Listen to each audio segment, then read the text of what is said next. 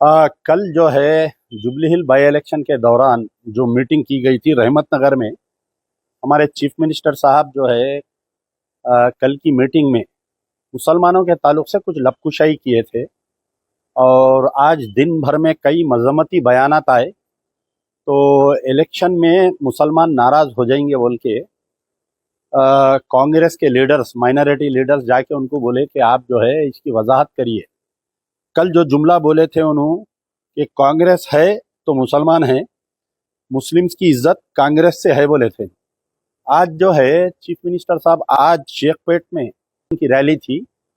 सबसे बड़ी बात यह है कि आज उन्होंने वजाहत करे कि मैं ऐसा नहीं बोला, ऐसा बोला बोल के। उनका जो बोलना है कि मुसलमान का मतलब कांग्रेस, कांग्रेस का मतलब मुसलमान, कांग्रेस जो है कांग्रेस की ताकत मुसलमान, तेलंगाना की ताकत मुसलमान।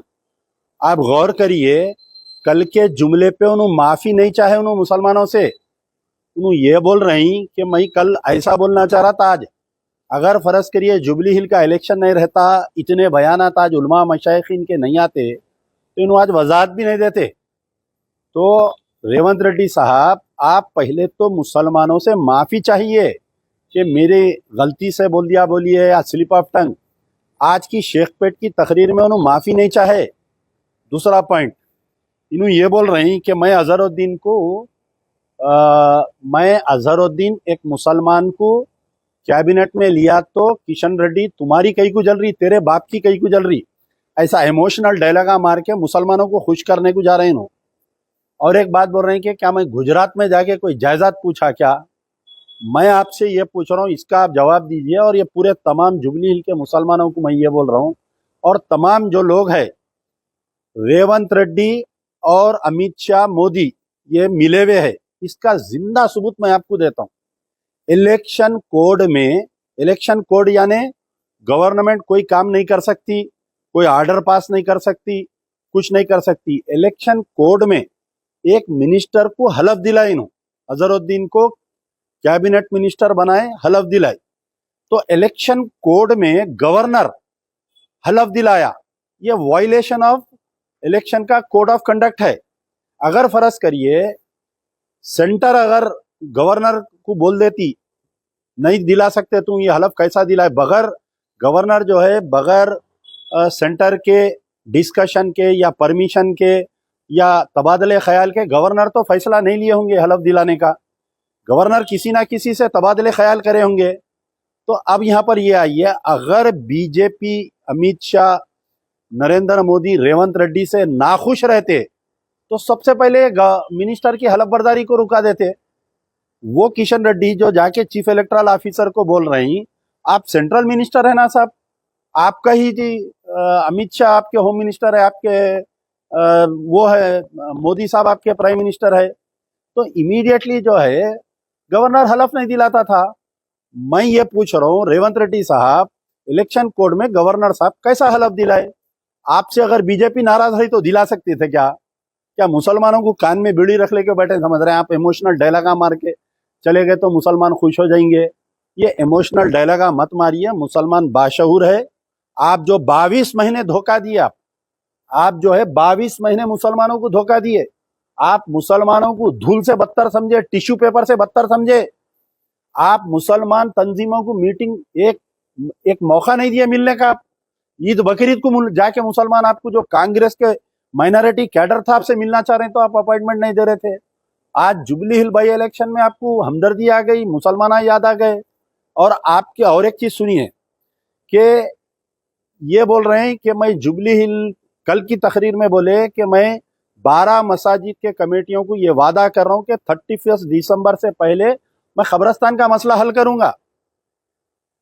और आज जो आप बात बोले कि मुसलमान कांग्रेस की ताकत है, अगर मुसलमानों की इतनी इज्जत का सवाल था, यानी इतनी आप एहतराम करते, आप जैसा बता रहे हैं आज, तो कोड़ंगल में 3 खबरस्तान कई को शहीद करे भाई, क्यों खबरों को तोड़े बताइए आप। पठानों का खबरस्तान था, मेरे कई रिश्तेदारों के वहां पर तदफीन हुई खबरों में। सैयदों का खबरस्तान है, खाजियों का है। आप जो छिल्ले मुबारक पे आप जाके चद्दर चढ़ाते और नॉमिनेशन डालने से पहले उसको साफ कर दिए आप। आपकी बगैर इत्तला के हुआ क्या बताइए? एक चीफ मिनिस्टर की कॉन्स्टिट्यूंसी में एक दरगाह, 3 कब्रिस्तान, एक आशुर खाना साफ कर दिए। आप सोचिए, मैं जो मेरा बयान सुन रहे हैं उनसे मेरी गुजारिश है, क्या चीफ मिनिस्टर की बगैर नॉलेज में, क्या चीफ मिनिस्टर की कॉन्स्टिट्यूंसी में इतना बड़ा ऑपरेशन, वहां का एसपी मौजूद है, एसपी बेखाराबाद स्पॉट पे, डीएसपी मौजूद है, 150-200 पुलिस वाले रातें रात लाइट लग जा रही, लाइटा लग के जो है ऑपरेशन हो रहा, और हमारे वक्फ बोर्ड चेयरमैन बयान दे रहे हैं कि वक्फ बोर्ड को इत्तला नहीं है, सीएम साहब को इत्तला नहीं है, हम अनखरी बना देंगे। वो कोड़ंगल के खबरस्तान, दरगाह, आशुर खाना शहीद करके आज तकरीबन 1.5 महीना होने को आ रहा। अगर चीफ मिनिस्टर की नीयत सही रहती, चीफ मिनिस्टर दिवाली में विजिट करे थे, दिवाली के दिन अपने पुराने मकान को गए थे, उसका दौरा करना था खबरस्तान का, चिल्ला मुबारक का, आशुर खाना जहां शहीद करे उसका करके इमीडिएट आप रेस्टोरेशन का ऑर्डर देना था। आज आके मुसलमानों से हमदर्दी कर रहे हैं आप जुबली हिल में।